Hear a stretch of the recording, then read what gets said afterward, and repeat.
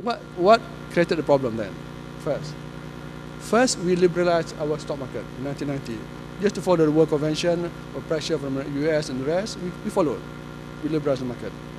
Second, we pegged the ringgit to the dollar, which was convenient. It helped with exports and everything else. But these two things were the main cause of the fall. Because when you peg to the dollar, people can take money out. No? Every time the dollar goes up, we go down. Okay? Imagine the problem of foreign exchange. Let's look at Thailand, where it started in the first place.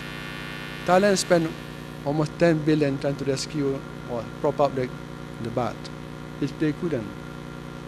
In the end, they gave up. Why? Because the foreigners were investing in the stocks and the properties in Thailand. So when they panicked, they took the money out. And when they took the money out, the baht crashed.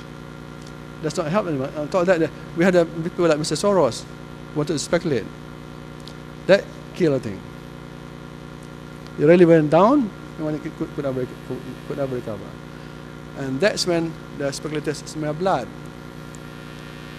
If they can hurt the currency in Thailand, they can do it in Indonesia, which they did. They can do in Korea, which they did. They can do it in Malaysia, which they did. Okay? So the time through speculation was a factor. But it's not really, to me, it was not the immediate cause. They were through the economy was overheating. There were weaknesses in the system. The speculators only took advantage of the situation. They smell blood.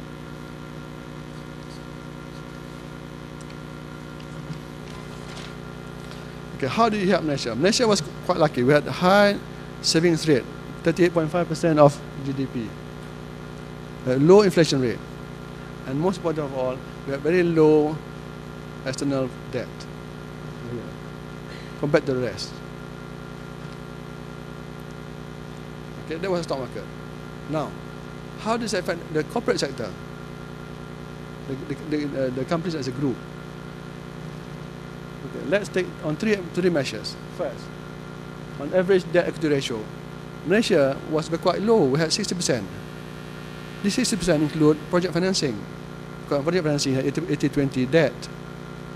So including those project financing, we had 60% debt equity ratio, compared to say Thailand 155 and Korea 130%. The overheating part. How fast were they building up assets? Malaysia had 90% growth. It's not so bad. Thailand had 28%. Okay. Now the other measure is average return on capital employed. We had 11%. By this measure, three measures, sorry, the corporate sector was not doing too badly. Was quite strong. Because on the last measure, the return on capital was higher than cost of capital. It's about, I think, about 9%. Right? Okay, now the crash. What do? The Malaysians responded like this. First, we raised interest rate. We kill everybody.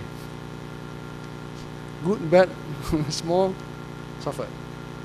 Okay. We curbed stock market. Some days there was some short selling, and some days they tried to do a lot of things in stock market and playing with the rules. It didn't work. But the good measure, and thanks to Tuan Mahathir, he was strong enough to impose, I wouldn't say capital controls, selective capital controls. Remember, at this time, some Malaysians were transferring money out.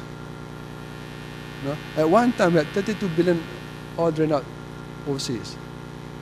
My stock market crashed to 60%. In 1998, the GDP went down by 7.5%. Now, of course, they established other things like Dana Harta, Dana Modal, and CDRC. This helped a lot.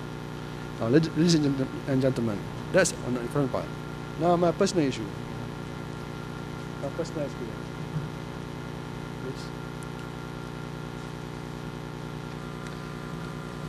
I started, in actual business through UM or Plus. UM was an ailing company, small company, suspended stock exchange, and we proposed with Plus. Well, you want to know how it started? It's quite simple. I was between jobs, so I went overseas, and I was looking at this toll. It was a highway, and wondering what this guy was doing, throwing coins. No? So I realized, no, this guy was paying tolls. So I thought, good idea. You only need to build once and collect all day, 24 hours. That's a good business. That was the story. That's the beginning story. So I came back and wrote a proposal as, I think, the deputy chairman of UM to the Prime Minister, then to Mahathir. So we put a proposal, was accepted, but because of too much position, they turned it down. And finally we won. After having won the thing, we had problem with Mr. Lim Kit Siang, who said it was all corruption, colonialism and the rest. So we went to court again. It lasted for 1.5 years, I think. And we only finally signed the thing in 1998. Okay. Now, the Plus story. It's something nobody ever heard of. Privatized the highway. It's done in France, of course, but it's a semi-government entity, but not private. The size was 4 billion. You know, 4 billion or 5% of the banking loans. No, I'm not surprised when people worry about giving the 33-year-old guy 4 billion to make a highway. Pretty daunting.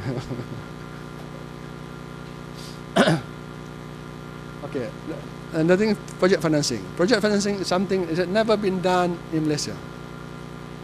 The idea that you have a project, you give a loan, and you get money back from cash flow. You cannot own the highway. The road is owned by the government.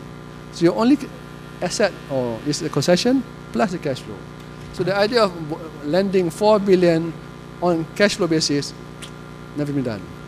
Scares everybody, but we managed to convince them. Okay, first, the other one is source expertise. Nobody will join us.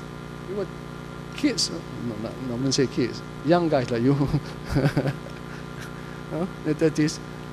Nobody will join you. All the 50s, they say, senior ones, we will not entertain any cause. You ask them to join you, give them a job. Okay. The land's about 856 plus other things, about 900 kilometers. Was completed within 5.5 years, 1.5 year ahead of contracts.